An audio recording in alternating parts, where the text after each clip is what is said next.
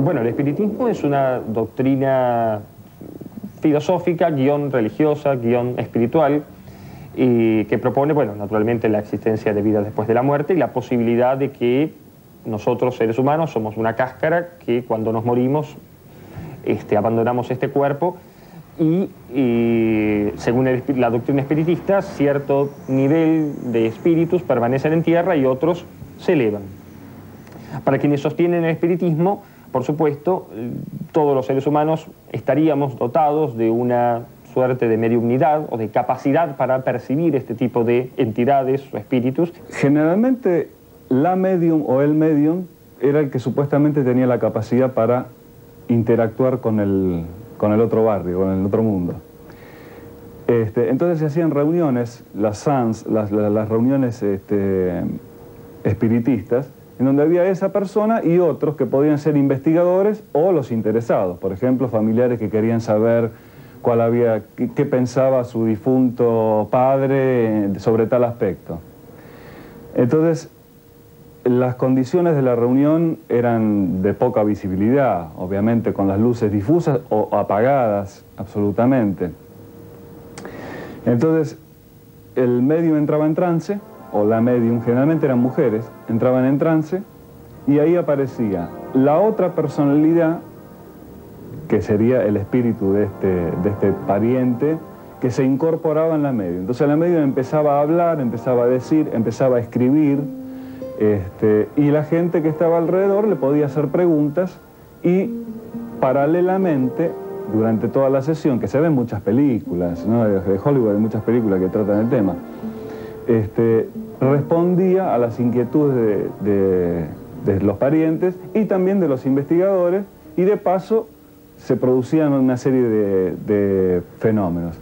Se concertaban una serie de prácticas que iban desde movimientos de mesa, eran reuniones de 5 o 6 personas en torno a una mesa redonda, donde la mesa comenzaba a hacer determinado tipo de movimientos bajo el supuesto de que podía comunicar un mensaje, o se sentían golpes, hasta sesiones que se conocían bajo el nombre de sesiones de materialización.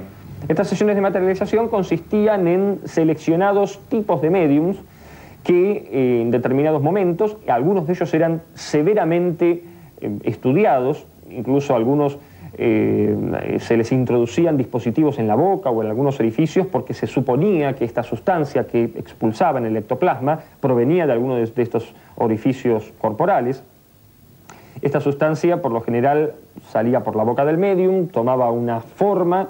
Bueno, el ectoplasma, justamente el ectoplasma es la excusa justa que tienen en la época de fines del siglo XIX los primeros espiritistas y los investigadores para poder justificar la corporación de un espíritu. Es decir, hasta ahora se hablaba de espíritu, bueno, ahora tenemos la prueba, acá se materializó algo. Es decir, el ectoplasma no nada más ni nada menos que la materialización o supuesta materialización de ese espíritu que intenta comunicarse. ¿Cómo? A través de la aparición de alguna luz, a través de una masa, de una materia informe, que no tiene una forma definida, y también a través de objetos bien conformados. A eso se le empieza a llamar ectoplasma. Es decir, un tipo de materia que se hace materia, pero que en realidad pertenece al otro mundo.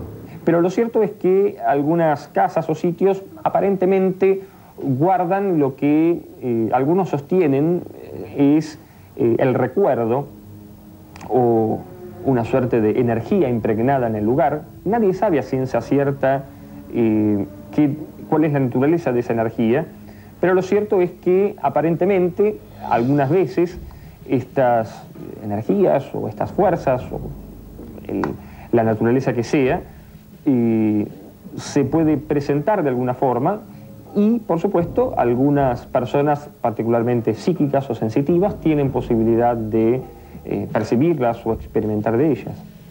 Se empieza a hablar de energía, palabra de moda, o sea que se le llama energía a todo, pero energía tiene una definición muy estricta en física.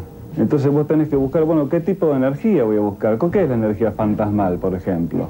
Bueno, la electricidad estática. La misma que tenemos, por ejemplo, cuando vamos en un coche, la misma al pasar por una alfombra, la misma que se descarga en otra persona. Cuando, por ejemplo, tocamos una manija y sentimos como un chispazo, y dependiendo también de lo que hayamos ingerido ese día. Si es sustancias como, por ejemplo, carnes, entonces tenemos una mayor capacidad de ir hacia algo positivo. Mientras que un vegetariano, al revés de nosotros, va hacia un índice negativo, que lo hace más tranquilo.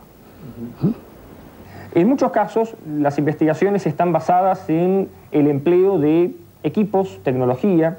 Nosotros tenemos un colega nuestro que trabaja justamente con tecnología basada en detección de campos de energía, detectores infrarrojos y diversos tipos de aparatos, los cuales proporcionan una evidencia, yo diría más bien indirecta, de una presencia extraña. Por lo general, en algunos sitios están aparentemente cargados de diferentes tipos de campos electromagnéticos, provenientes de los equipos eléctricos convencionales. A medida que fueron avanzando los controles, los primeros científicos eran bastante crédulos, aparte eran bastante desprevenidos, no sabían nada de ilusionismo, no sabían nada de magia, hasta que llega la época en que se empiezan a tomar mayores controles, es decir, se fotografía, por ejemplo, con infrarrojo, o se empieza a acudir a ilusionistas, el caso más famoso, el caso de Harry Houdini, para que tengan un poquito más de control. ¿Por qué? Porque lo que proponían ellos era que a lo mejor no era que se estaba comunicando con un medium, sino que era una persona que tenía un poder especial, pero sin necesariamente recurrir al más allá. Es decir, era la persona, el medium, era una persona que tenía percepción extrasensorial, entonces adivinaba ciertas cosas, pero no era que había un espíritu que se estaba incorporando. Así se pasa del espiritismo a la parapsicología y después se llega a hoy, ¿no? Ahora, a medida que aumentaron los controles, el campo de los fenómenos se va reduciendo.